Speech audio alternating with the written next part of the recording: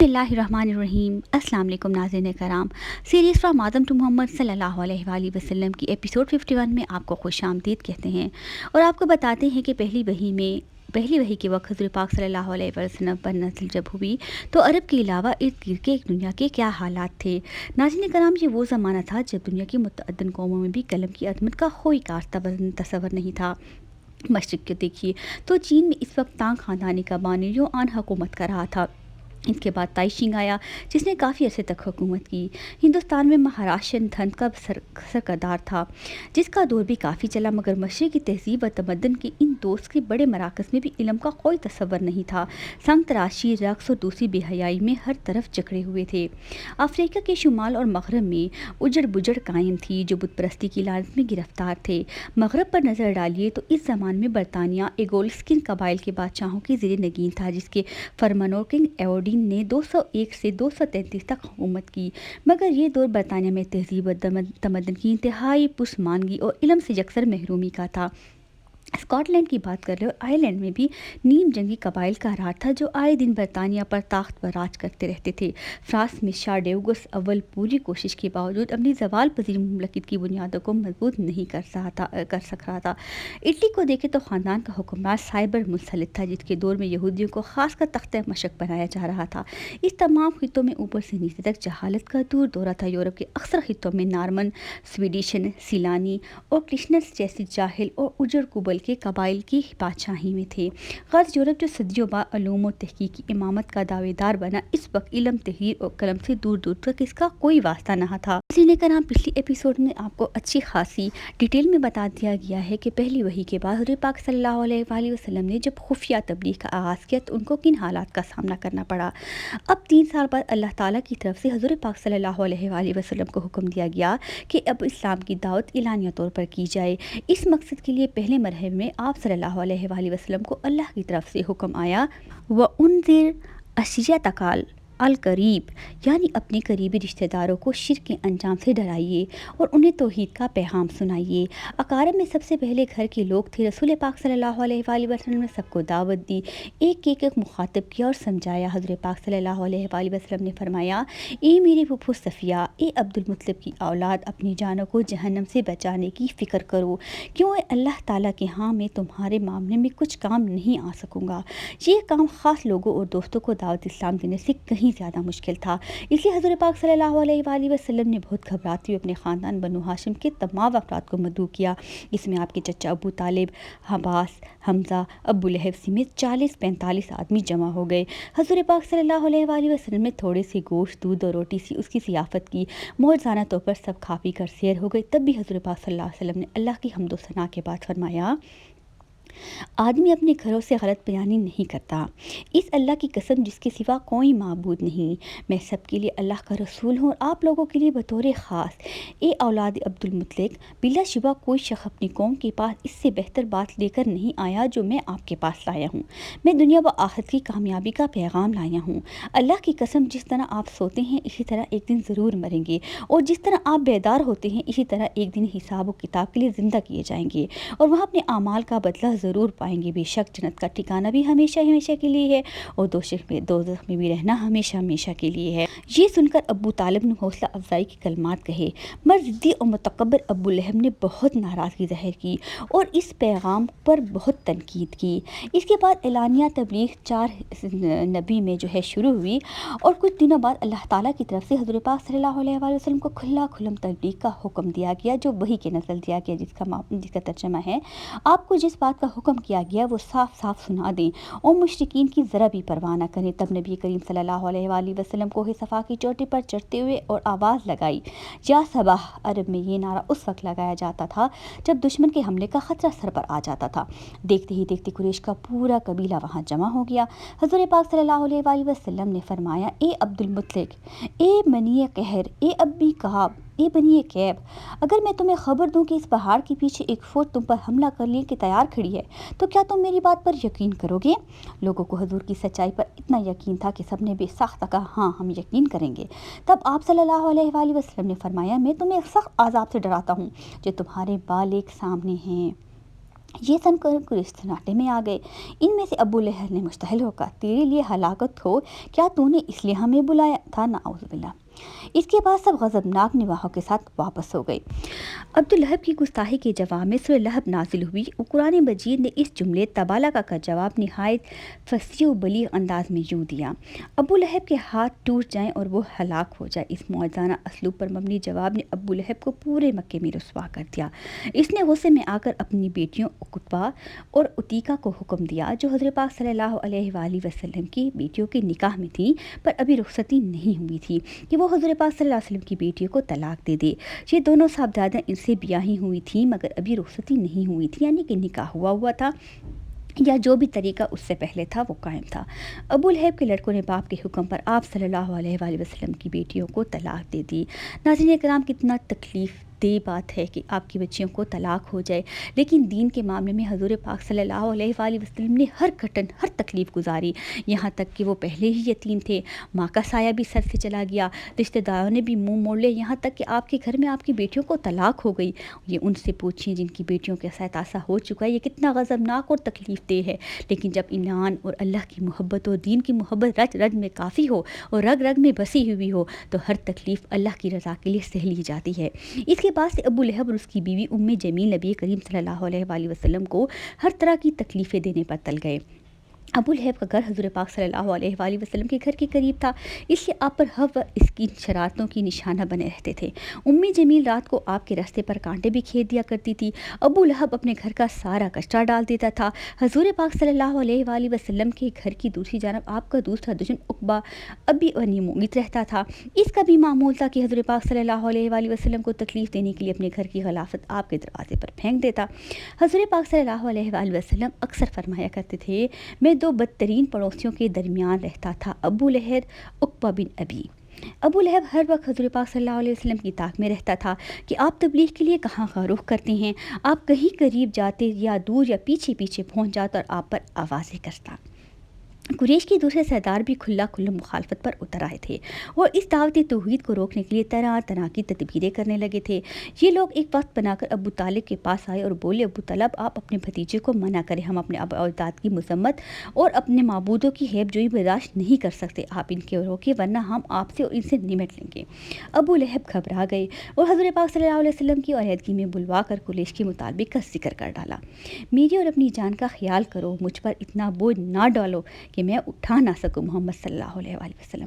حضرت پاک صلی اللہ علیہ وسلم سمجھ گئے کہ چچا پر سخت دباؤ ہے اور وہ آپ مزید حمایت نہیں کر سکتے، مگر آپ اس عظیم فریضے کو کیسے چھوڑ سکتے تھے جس پر اس سسکتی ہوئی دنیا کی نجات کا دارالمدار تھا اور جس سے آپ کو اپنی جان سے بڑھ کر جذباتی لگاؤ تھا۔ نبی کریم صلی اللہ علیہ وآلہ وسلم نے فرمایا: چچا جان، اللہ کی قسم، اگر وہ میرے دائیں ہاتھ پر جلتا سورج اور بائیں ہاتھ پر چاند لا کر رکھ دیں تاکہ میں اس کام کو چھوڑ دوں، تب بھی میں رکنے والا نہیں یہاں تک کہ اللہ اس دین کو غالب کر دے یا میں اس جدوجہد میں جان دے دوں۔ اتنا کہہ کر نبی پاک صلی اللہ علیہ وآلہ وسلم کے آنسو بہہ نکلے اور آپ روتے ہوئے باہر چلے گئے۔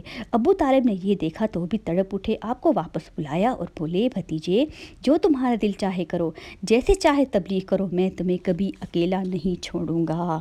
قریش کے سرداروں نے جب یہ دیکھا کہ حضور پاک صلی اللہ علیہ وآلہ وسلم کو چچا کی شکایت کے باوجود تغلیب سے نہیں روک سکے، نہ ابو طالب ان کی سرپرستی چھوڑتے ہیں، تو مزید طیش میں آ گئے۔ حضور پاک صلی اللہ علیہ وآلہ وسلم کی بنو ہاشم میں ذاتی وجاہت اور پھر ابو طالب جیسے ہر دل عزیز و قابل احترام بزرگ کو وہ نظر انداز بھی تو نہیں کر سکتے تھے، اس لیے نبی پاک صلی اللہ علیہ وآلہ وسلم پر ہاتھ اٹھانا آسان نہ تھا۔ مگر عام مسلمان جن میں زیادہ تر غریب لوگ تھے، اب ان طیش کی وہ انتقام کا نشانہ بنتے رہے۔ قریش کا ہر سردار اپنے اپنے قبیلے کے ان لوگوں کو مشرک بنانے لگا جو اسلام لے آئے۔ جو لوگ غریب اور بے یار و مددگار تھے انہوں نے سب سے زیادہ دکھ سہے۔ حباب بن الحارث رضی اللہ عنہ کو انگاروں پر لیٹایا گیا جس سے ان کی کمر جھلس گئی۔ حضرت بلال حبشی رضی اللہ تعالیٰ عنہ کے غلام تھے، وہ انہیں صحرا کی تپتی دھوپ میں لٹا کر سینے پر بھاری پتھر رکھ دیتا تھا، کہتا ہے کہ محبت کا انکار کرو اور لال و غزہ کی پرستش کرو ورنہ اس حالت میں تمہارا دم نکل جائے گا۔ کبھی لوہوں کی ذرہ پہنا کر تیز دھوپ میں بٹھا دیتا، وہ اس تکلیف میں کہتے: احدن احدن، وہ ایک ہے، وہ ایک ہے۔ کبھی ان کے گلے میں رسی ڈال کر شریر لڑکوں کو حکم دیتے کہ پورے شہر میں گھسیٹتے پھریں۔ قحطانی فی النصر عمار بن یاسر، ان کے والد یاسر اور والد سمیہ رضی اللہ عنہ کا مکہ میں کوئی رشتہ دار نہ تھا۔ قریش کے سردار ان تینوں کو پکڑ کر صحرا میں لاتے اور بدترین تشدد کا نشانہ بناتے۔ حضور پاک صلی اللہ علیہ وآلہ وسلم انہیں اس حال میں دیکھتے تو فرماتے، یاسر کے گھرانے والوں صبر کرتے رہو، تمہارا ٹھکانہ جنت ہے۔ حضرت یاسر رضی اللہ تعالیٰ عنہ جو مومن اور کمزور تھے، اس مسلسل تشدد کی تاب نہ لا کر ایک دن فوت ہو گئے۔ پھر ان کی اہلیہ حضرت سمیہ رضی اللہ تعالیٰ عنہ کو ابو جہل مالون نے بدترین اذیت دیتے ہوئے پرچھی کا وار کر کے شہید کر دیا۔ یہ اسلام کی پہلی شہید خاتون کہلائیں۔ اسی طرح حضرت رومی رضی اللہ عنہ، صہیب رومی رضی اللہ عنہ، جو عبداللہ بن جرعان کے آزاد کردہ غلام اور نسلی لحاظ سے اجمی تھے، زرد کوپ کا نشانہ بنتے رہے۔ انہیں اتنا مارا جاتا کہ وہ بے ہوش ہو جاتے۔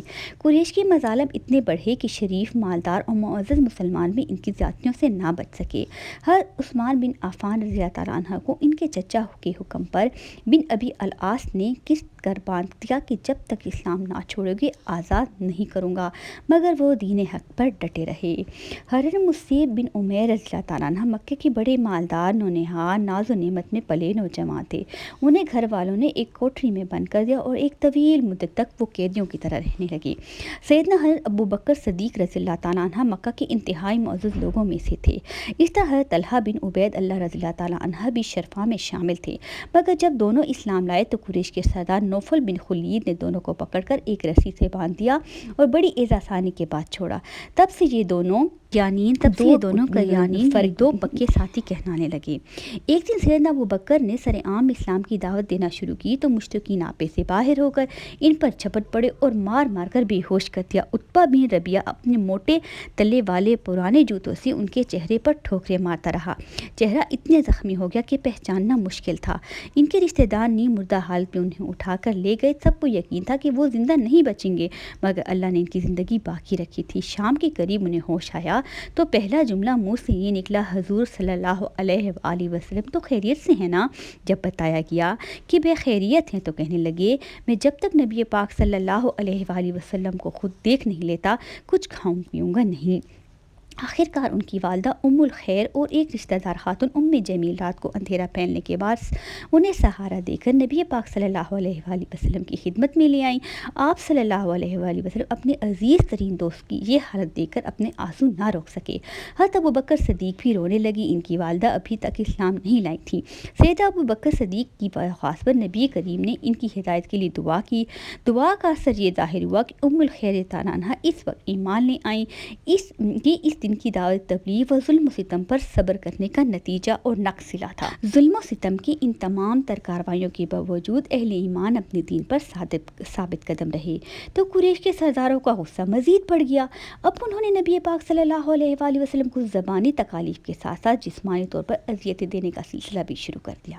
انہوں نے شہر کے اوباشوں کی ذمہ یہ کام لگایا کہ جہاں کہیں نبی پاک صلی اللہ علیہ وآلہ وسلم کو دیکھیں، آپ کو تنگ کریں، آپ پر آوازیں کہیں، آپ کو شاعر، جادوگر، مجنون کہیں اور تکلیفیں پہنچائیں۔ چنانچہ یہ سلسلہ پورے زور و شور سے شروع ہو گیا۔ نبی ایک ساکھ صلی اللہ علیہ وآلہ وسلم ان حرکتوں سے بہت دلگیر ہوئے۔ درد دل حد سے بڑھ جاتا تو تسلی کے لیے وہی نازل ہو جاتی۔ ایک دن نبی پاک صلی اللہ علیہ وآلہ وسلم گھر سے نکلے تو دن بھر ایسی ہی اذیتوں کا سامنا کرنا پڑا۔ اور تو اور مکہ کے غلاموں نے بھی آپ کو کھلا کھلم توہین کی اور آپ کو جھٹلایا۔ نبی پاک صلی اللہ علیہ وآلہ وسلم نہایت رنجیدہ ہو کر گھر تشریف لائے اور چادر اوڑھ کر لیٹ گئے۔ تب وہی نازل ہوئی، کہہ دیجئے حضور آق صلی اللہ علیہ وسلم کا حوصلہ بڑھایا گیا۔ یا ایھا المدثر کہہ کر حضور پاک صلی اللہ علیہ وآلہ وسلم کا حوصلہ بڑھایا گیا۔ حضور پاک صلی اللہ علیہ وآلہ وسلم اہل مکہ کی تان و تیش کے جواب میں خاموشی رہتے تھے، مگر کبھی کبھی صبر کا پیمانہ جھلک جاتا تو آپ انہیں بتا دیتے کہ وہ اپنے لیے خود ہی ہلاکت کا سامان تیار کر رہے ہیں۔ ایک دن حضور پاک صلی اللہ علیہ وسلم کعبہ کا طواف کر رہے تھے۔ اس وقت مکہ کے روسائے کعبہ کے سائے میں بیٹھے تھے۔ آپ طواف کرتے کرتے جب ان کے پاس سے گزرتے وہ آپ کا مذاق اڑاتے۔ آخر تیسرے چکر میں نبی پاک صلی اللہ علیہ وآلہ وسلم ان کے پاس رکے اور فرمایا، قریش کے لوگوں، اللہ کی قسم تم باز نہ آؤ گے جب تک کہ تم پر اللہ کا عذاب نہ نازل ہو جائے۔ سن لو، میں تمہارے لیے ہلاکت کی خبر لے کر آیا ہوں۔ یہ سن کر سب کے رونگٹے کھڑے ہو گئے۔ اور انہیں سانپ سونگھ گیا۔ حضور پاک صلی اللہ علیہ وسلم نے صحابہ سے فرما رہے تھے اللہ اپنے دین کو یقیناً غالب کرے گا، مگر اگلے دن جب حضور پاک صلی اللہ علیہ وآلہ وسلم طواف کرنے آئے تو ان لوگوں نے آپ کو پھر گھیر لیا اور آپ صلی اللہ علیہ وآلہ وسلم پر ٹوٹ پڑے۔ عقبہ بن ابی بدبخت نے آپ کی چادر آپ کے گلے میں ڈال کر اس طرح بل دیے کہ آپ صلی اللہ علیہ وآلہ وسلم کا دم گھٹنے لگا اور آپ گھٹنوں کے بل بیٹھ گئے۔ خوش قسمتی سے حضرت ابوبکر صدیق رضی اللہ تعالیٰ عنہ موقع پر پہنچ گئے۔ انہوں نے عقبہ کو دھکا دے کر ہٹایا اور فرمایا کیا تم ایک شخص کو صرف اتنی سی بات پر قتل کر رہے ہو کہ وہ کہتا ہے کہ میرا رب اللہ ہے؟ یہ سن کر مشرکین نے حضرت پاک صلی اللہ علیہ وسلم کو چھوڑ دیا اور حضرت ابوبکر صدیق رضی اللہ عنہ پر پڑ گئے، اتنا مارا کہ آپ کا سر پھٹ گیا۔ قریش کی ابھرتے ہوئے سرداروں میں عمرو بن ہشام ابو جہل کے لقب سے مشہور ہوا۔ نبی کریم صلی اللہ علیہ وآلہ وسلم کا سب سے بڑا دشمن تھا۔ یہ انتہائی چالاک اور مکار تھا، اکثر دوسروں کو آپ کی توہین پر اکساتا اور خود دور سے تماشا دیکھا، بسا اوقات آپ کی سر عام بےزتی بھی کرتا۔ ایک بار آپ کعبہ کے پاس نماز پڑھ رہے تھے، جب سجدے میں گئے تو یہ بدبخت آپ صلی اللہ علیہ وآلہ وسلم کے سر مبارک پر ٹھوکر مارنے کی غرض سے تیزی سے آپ کی طرف آیا۔ اللہ تعالیٰ نے موزانہ طور پر اپنی نبی کی حفاظت فرمائی۔ اس سے ایک بھیانک اونٹ منہ کھولے نظر آیا اور وہ واپس نکل گیا، یعنی کہ بھاگ گیا، پر اس کے باوجود اپنی حرکتوں سے باز نہ آیا۔ جب بھی قریش کی کسی شخص کو اسلام لاتا یا اسلام کی طرف مائل ہوتا دیکھتا تو اگر وہ رئیس یا سردار ہوتا تو یہ بڑے فنکارانہ انداز میں اس کو یوں کہتا تم اپنے باپ کا دین چھوڑ رہے ہو، حالانکہ تمہارا باپ تم سے کہیں بہتر تھا، اس لیے آئندہ سے ہم نہ تو تمہارے اخلاق کا بھروسہ کریں گے، نہ تمہاری رائے کا اعتبار کریں گے، نہ ہی تمہاری کوئی قدر و منزلت ہوگی۔ اگر کوئی تاجر ہوتا تو اسے یوں دھمکاتا اگر تم مسلمان ہوئے تو ہم تمہاری تجارت کو نقصان پہنچائیں گے اور تمہارا مال ضائع کر دیں گے، اور اگر کوئی غریب اسلام لاتا پھر تو ابو جہل سیدھا مکو لاتا اور ڈنڈوں سے کام لیتا۔ حضرت پاک صلی اللہ علیہ وآلہ وسلم اپنی دعوتی روحانی جدوجہد میں انتہائی انحکام کے باوجود اپنی خانگی زندگی کے اہم فرائض سے بھی بے پرواہ نہیں رہتے تھے۔ آپ صلی اللہ علیہ وآلہ وسلم نے اپنی بڑی بیٹی حضرت زینب رضی اللہ تعالیٰ عنہ کو ان کے خالازاد ابو العاص بن ربیع سے بیاہ دیا تھا، اور خدیجہ کی بہن حالہ کے بیٹے تھے اور خاندان کے ایک تاجر پیشہ شریف نوجوان تھے۔ اگرچہ ابھی ایمان نہیں لائے تھے، مگر اس وقت جبکہ ایمان لانے والے گنتی کے چند ہی افراد تھے، اس سے بہتر رشتہ اور کوئی نہ تھا۔ مشرکین سے نکاح کے بارے میں اب تک کوئی شرعی حکم نہیں آیا تھا۔ دوسری بیٹی حضرت رقیہ رضی اللہ تعالیٰ عنہ کو، جنہیں عتیقہ بن ابو لہب نے طلاق دی تھی، آپ صلی اللہ علیہ وسلم نے مکہ کے سب سے حیادار نوجوان حضرت عثمان بن عفان رضی اللہ تعالیٰ عنہ سے نکاح میں دے دیا، جو بالغ ابتدا میں اسلام لانے والوں میں شامل تھے اور مالی لحاظ سے بھی خوشحال تھے۔ حضرت خدیجہ رضی اللہ تعالیٰ عنہ اور آپ صلی اللہ علیہ وسلم کی یہ بیٹیاں اللہ کی طرف دعوت دینے کی عظیم ذمہ داری میں آپ کی پوری معاون اور ہمسار تھیں۔ حضرت زینب رضی اللہ عنہ جن کے سب سے بڑی تھیں، اس لیے خاص طور پر اپنے والد کا خیال رکھتی تھی کہ کہاں جا رہے ہیں، کس حال میں ہیں۔ حضور پاک صلی اللہ علیہ وسلم بازاروں گلی کوچوں میں اللہ کی توحید کا پیغام سناتے اور کافروں کی ایذائیں سہتے بے حال ہو جاتے تھے۔ اتنے میں حضرت زینب رضی اللہ تعالیٰ عنہ آپ کو تلاش کرتے ہوئے آپ پہنچتی اور آپ کو دشمنوں کی ایذا سے بچانے کی کوشش کیا کرتی تھی۔ حارث بن حارث اپنے لڑپن کا چشمدید واقعہ بیان کرتے ہیں کہ وہ اپنے باپ کے ساتھ مکہ پہنچے تھے، دیکھا ایک جگہ رش لگا ہوا ہے، پوچھا ابا یہ کیا مجمع ہے؟ باپ نے کہا بیٹا یہ لوگ ایک بے دین آدمی کو گھیرے ہوئے ہیں۔ وہ باپ کے سواری سے اتر کر مجمع میں گھس گیا، دیکھا تو نبی پاک صلی اللہ علیہ وسلم لوگوں کو ایمان و توحید کی دعوت دے رہے ہیں، لوگ آپ صلی اللہ علیہ وسلم کی بات کی تردید کر رہے ہیں اور طرح طرح کی تکالیف دے رہے ہیں۔ آدھا دن اسی طرح گزر گیا، اس کے بعد مجمع چھٹ گیا، تب ایک خاتون پانی کا برتن اور رومال لیے ہوئے ادھر آئیں اور آپ صلی اللہ علیہ وآلہ وسلم کو پانی پلایا، پھر وضو کرایا۔ لوگوں سے دریافت کرنے پر معلوم ہوا کہ یہ خاتون رسول پاک صلی اللہ علیہ وسلم کی بیٹی زینب ہے۔ ناظرین کرام، یقیناً بہت ہمت جرأت مانگتا ہے حضور پاک صلی اللہ علیہ وآلہ وسلم کی تاریخ کو سنانے میں بھی، کہ جب وہ تکالیف ہم دیکھتے ہیں اور سوچتے ہیں تو بے ساختہ ہمارے منہ کے الفاظ لڑک کرتے ہیں اور ہم اپنے جذبات پر قابو نہیں پاتے کہ ہمارے لیے حضرت پاک صلی اللہ علیہ وسلم نے کتنی تکلیفیں برداشت کی۔ بہرحال ایپیسوڈ کو آگے لے کر چلتے ہیں۔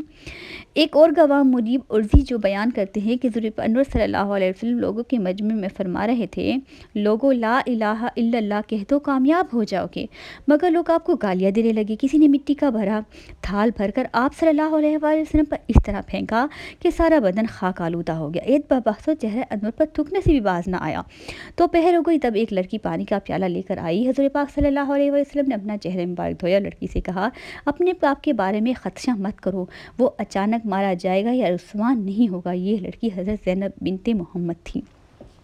حضور انور محمد صلی اللہ علیہ وسلم ایک دن مسجد الحرام میں نماز پڑھ رہے تھے کہ ابو جہل نے کہا کوئی ایسا نہیں جو اونٹ کی اوجھی اٹھا کر لائے اور جب محمد صلی اللہ علیہ وسلم سجدے میں جائیں تو وہ اوجھی ان کی پشت پہ رکھتے ہیں۔ ناظرین کرام، کیا آپ سوچ سکتے ہیں کہ یہ ایپیسوڈ سناتے ہوئے کتنی ہمت چاہیے؟ کیا ہم کیسے برداشت کر سکتے ہیں یہ سب کچھ؟ آپ لوگوں کے علم میں یہ باتیں نہیں ہیں اور کچھ لوگوں کے علم میں ہیں، تو جن کے لیے نہیں ہیں وہ سنیں اور تاریخ کو پڑھیں اور اپنے دین کی قدر کریں۔ اوجھی اونٹ کی آپ سوچیں، ہمارے نبی پاک صلی اللہ علیہ وسلم کی عظیم زستی۔ چلیں کسی کو آگے سناتے ہیں۔ یہ سن کر عقبہ جو حضرت انور صلی اللہ علیہ وآلہ وسلم سے دشمن نکالنے میں بہت آگے تھا، گیا اور کسی اونٹ کی اوجھی لا کر آپ صلی اللہ علیہ وسلم کی پشت پر عین اس وقت رکھ دی جب آپ سجدے میں تھے۔ مشرکین اپنے اس شہر سے اتنے لطف اندوز ہو رہے تھے کہ ہنستے ہنستے ایک دوسرے پر گر جاتے تھے۔ کسی نے جا کر حضرت پاک صلی اللہ علیہ وسلم کے گھر پر ان کی بیٹی حضرت فاطمہ رضی اللہ تعالیٰ عنہا کو خبر دے دی، جو کم عمر لڑکی تھی۔ وہ فوراً آئیں، بڑی مشکل سے اوجھی کو حضور پاک صلی اللہ علیہ وآلہ وسلم کی پشت مبارک سے دھکیلا، پھر کافروں کی طرف متوجہ ہو کر انہیں برا بھلا کہنے لگی۔ حضور پاک صلی اللہ علیہ وآلہ وسلم نے سجدے سے سر اٹھایا تو کپڑے ناپاک ہو چکے تھے۔ مشرکین ابھی تک کہکے لگا رہے تھے۔ حضور پاک صلی اللہ علیہ وآلہ وسلم نے لاچاری کی حالت میں اللہ کو پکارتے ہوئے ان کے لیے ایسی بددعا فرمائی جس سن کر ان کے چہروں کے رنگ اڑ گئے اور انہیں ڈرا لگا کہ یہ بددعا کہیں قبول ہی نہ ہو جائے۔ یہ واقعات بتاتے ہیں کہ اسلام کے لیے قربانیاں دینے میں حضور پاک صلی اللہ علیہ وسلم جان، مال، اہل و عیال میں شریک تھے اور یہی ایک سچے دائی اور کامل رہنما کی شایع شان ہے۔ تقریباً یہی ایام تھے جب حضور پاک صلی اللہ علیہ وسلم کی منہ بولی ماہر ام ایمن رضی اللہ عنہا اور آپ صلی اللہ علیہ وسلم کے لیے پالک حضرت زید بن حارثہ رضی اللہ تعالیٰ عنہ کے ہاں ایک بچہ پیدا ہوا جو اپنی ماں کی طرح سیاہ فام تھا۔ بچے کا نام اسامہ رکھا گیا۔ اس بچے سے آپ صلی اللہ علیہ وآلہ وسلم کو غیر معمولی حد تک محبت تھی۔ اس دوران حضرت محمد صلی اللہ علیہ وآلہ وسلم پر ایک اور بڑی آزمائش آئی۔ آپ صلی اللہ علیہ وسلم کے بڑے صاحبزادے قاسم جو آپ کی بعثت سے پہلے پیدا ہوئے تھے، وہ اب اتنے بڑے ہو چکے تھے کہ گھوڑے پر سوار ہو جاتے تھے، اللہ کو پیارے ہو گئے۔ کچھ دنوں بعد آپ کے دوسرے صاحبزادے عبداللہ بھی دنیا سے رخصت ہو گئے۔ اس طرح آپ صلی اللہ علیہ وسلم کی اولاد نریلا کوئی نہ رہی۔ اولاد کی جدائی کا غم ہی کچھ کم جگر سوز نہ تھا، مگر مشرکین نے اسے حضور صلی اللہ علیہ وسلم کے لیے مزید دل آزادی کا ذریعہ بنا لیا۔ اب وہ کہتے پھرتے تھے کہ محمد ابتر ہو گئے ہیں، یعنی ان کی اولاد نرینا ختم ہو چکی ہے، آئندہ ان کی نسل ہوگی نہ کوئی نام لیوا۔ اللہ تعالیٰ نے حضور پاک صلی اللہ علیہ وسلم کو تسلی کے سورۃ الکوثر نازل فرمائی اور یہ اعلان فرمایا، انا شانئک ھو الابتر، یقیناً آپ کے دشمن ہی بے نام و نشان ہو جائیں گے۔ اللہ تعالیٰ کی حضور صلی اللہ علیہ وسلم کی اولاد نرینہ کو جلد اپنے پاس بلانے میں سب سے بڑی حکمت یہ تھی کہ آپ صلی اللہ علیہ وسلم کا آخری نبی ہونا طے ہو چکا تھا۔ اب اگر آپ کے لڑکے جوان ہو کر نبی نہ بنتے تو کسی کو یہ شک ہو سکتا تھا کہ شاید گزشتہ انبیاء کرام زیادہ قابل اور اپنے اولاد کے زیادہ اچھے مربی تھے کہ ان کی اولاد بھی پیغمبر ہوئی۔ اگر نبی پاک صلی اللہ علیہ وسلم اتنے قابل ہوتے تو ان کی اولاد بھی نبی ہوتی۔ بس اللہ تعالیٰ نے حضرت پاک صلی اللہ علیہ وسلم کو لڑکوں کی نعمت عطا ضرور کی تاکہ آپ کو اس انعام سے محروم نہ رکھا جائے، مگر ان کو جلد واپس اپنے پاس بلا لیا کہ کسی قسم کا شک باقی نہ رہے۔ یہ آزمائش صبر، تحمل، استقامت، حکمت عملی اور تربیت کے دن تھے۔ اسلام کی تاریخ میں یہ سنہرے حروف سے لکھے جانے کے قابل ہیں، کیونکہ انہی دنوں میں وہ افراد تیار ہو رہے تھے جن پر آگے ساری امت کی قیادت اور رہنمائی کا دارالمدار تھا۔ کفار کی سختیوں، تانہ زینیوں، جسمانی و ذہنی اعصانیوں، الزامات، اعتراضات، طوفانی کارکردگی کشی کی نت نئی مہموں، خفیہ سازشوں، اعلانیہ واقعات کے جواب میں نبی پاک صلی اللہ علیہ وسلم کی حکمت عملی، صبر و تحمل، عدم تشدد، جزم و احتیاط اور ہر شخص کو ہر حال میں اللہ کی طرف دعوت دینے پر مشتمل تھی۔ حضور پاک صلی اللہ علیہ وسلم کے صحابہ بھی لوگوں کو صبح و شام خفیہ اعلانیہ اللہ کی طرف بلا رہے تھے۔ دن میں آپ زیادہ تر کوہ صفا کے دامن میں واقع ہے ارقم رضی اللہ عنہ کا مقام پہ تشریف فرما ہوتے تھے، جو اسلام کا پہلا دعوتی مرکز اور پہلا مدرسہ تھا۔ حضور پاک صلی اللہ علیہ وسلم صبح شام ابوبکر سے ان کے گھر پر جا کر ملا کرتے تھے اور مشورے فرماتے۔ کفار کے مقابلے میں حضور و صحابہ کرام کے پاس حکومت، دولت اور افرادی قوت نہیں تھی۔ آپ کی طاقت اور ہتھیار اللہ پر مضبوط ایمان، ان کی مدد و نصرت پر یقین، اس سے ہر حال میں تعلق اور اس سے بے پناہ دعا کرنا ہی شامل تھی۔ مسلمانوں کا سب سے بڑا کلمہ طیبہ تھا، یہی ان کی دعوت کا لبلبا تھا اور یہی ان کی روحانیت کا سرچشمہ۔ وہ اپنی محفلوں میں خوشی و مسرت کے موقع پر اللہ اکبر کا نعرہ بھی لگاتے تھے۔ نماز فرض نہیں ہوئی تھی، مگر اس کا طریقہ کار بتایا جا چکا تھا۔ وضو، غسل، نماز کی تعلیم بھی مل چکی تھی۔ حضور پاک صلی اللہ علیہ وسلم صحابہ کرام 2 رکعت نماز پڑھا کرتے تھے۔ عموماً نمازیں اپنے اپنے گھروں میں پوشیدہ جگہوں پر ادا کی جاتی تھی، مگر حضور پاک صلی اللہ علیہ وآلہ وسلم حرم کعبہ میں بھی تشریف لے جا کر نماز پڑھا کرتے تھے۔ بعض اوقات رات کا خاصا حصہ وہاں طویل رکعتوں میں گزارتے، جن میں بڑی دل سوزی سے تلاوت فرماتے۔ تاہم اکثر صحابہ کرام کو گریش کے خوف سے حرم میں نماز نہیں پڑھتے تھے، خاص کر وہاں اجتماعی طور پر عبادت کرنے کا تو سوال ہی پیدا نہیں ہوتا تھا۔ حضور پاک صلی اللہ علیہ وسلم اور صحابہ کرام کے لیے سب سے بڑی دھاڑیں اور سب سے بڑی توانائی وہی تھی جو مسلسل نازل ہو رہی تھی۔ کفار بہت سوچ سمجھ کر نئے اعتراضات کرتے تھے، پر قرآن مجید کی 2 آیات انہیں لاجواب کر دی تھی۔ وہ اعزاز دیتے تو وہی مسلمانوں کو حوصلے دیتی اور فتح و کامرانی کا یقین دلاتی۔ کفار کے حربوں کے جواب میں یہ سب کرنا ہے۔ ہر قدم پر اللہ کی قاصد زمین پر اتر کر پیغمبر اسلام کو تعلیم دے جاتا۔ قرآن مجید کی کتابت اور حفاظت اور اس کا کام اللہ نے ابتدائی دور میں شروع ہو گیا تھا۔ تدریس کا کام بھی ابتدائی دوروں میں شروع ہو گیا تھا۔ نئی نازل ہونے والی آیات لکھ لی جاتی، صحابہ انہیں سیکھ لیتے اور دوسرے کو سکھانا اور یاد کرانا شروع کر دیتے۔ حضور پاک صلی اللہ علیہ وسلم اسلام لانے والے اپنے ساتھیوں کا بہت خیال رکھتے، ان کی خانگی حالات اور مسائل میں بھی دلچسپی لیتے۔ ان میں سے جو نادار اور مسکین ہوتے انہیں کسی بہتر آمدن والے مسلمان کا ساتھی بنا دیتے تاکہ ان کی کفالت ہوتی رہے اور وہ سائے قریش کی محتاج نہ ہے، جیسے کہ تنگ و دست صحابی حضرت حباب رضی اللہ عنہ کو حضرت سعد بن رضی اللہ عنہ کا ساتھی بنایا۔ حضرت حباب رضی اللہ عنہ انہیں قرآن مجید بھی پڑھایا کرتے تھے۔ حضور پاک صلی اللہ علیہ وسلم کی ان منشا کے مطابق مالدار مسلمان خود بھی غریب اور مصیبت زدہ مسلمانوں کے مسائل حل کرنے کو سعادت سمجھتے۔ چنانچہ حضرت ابوبکر صدیق نے حضرت بلال بن رباح کو امیہ بن خلف کی غلامی سے آزاد کرایا۔ اس طرح زبیر بھی مشرکین کی باندیاں تھیں جو کلمہ پڑھنے کی پاداش میں سخت عذابوں کا سامنا کر رہی تھیں۔ حضرت ابوبکر نے انہیں خرید کر آزاد کرا دیا۔ ایسا لگتا تھا ابوبکر کا مال صرف اسلام کے لیے ہی وقف ہے، جس کی مثال یہاں سے لے لے کہ حضرت پاک صلی اللہ علیہ وآلہ وسلم نے خطبۃ الوداع پر فرمایا کہ میں نے ہر صحابی کی کوشش کی ہے کہ اس کا حق ادا کر سکوں، لیکن میں حضرت ابوبکر صدیق کا حق ادا نہ کر سکا۔ ناظرین کرام، اس تاریخی واقعات کی روشنی میں اپنی ایپیسوڈ کا اختتام کرتے ہیں اور سیریز فار آدم محمد صلی اللہ علیہ وسلم کی نئے ایپیسوڈ میں آنے والی نوٹیفیکیشن آپ کو ملے، آپ بیل کا آئیکن ضرور دبا دیجیے، چینل کو لائک سبسکرائب کرنا مت بھولیے گا۔ امید کرتی ہوں کہ آپ میرے ساتھی بن جائیں گے اور ہم ایک کڑی کی طرح آگے چلیں گے۔ اللہ کا نگہبان۔ اللہ حافظ۔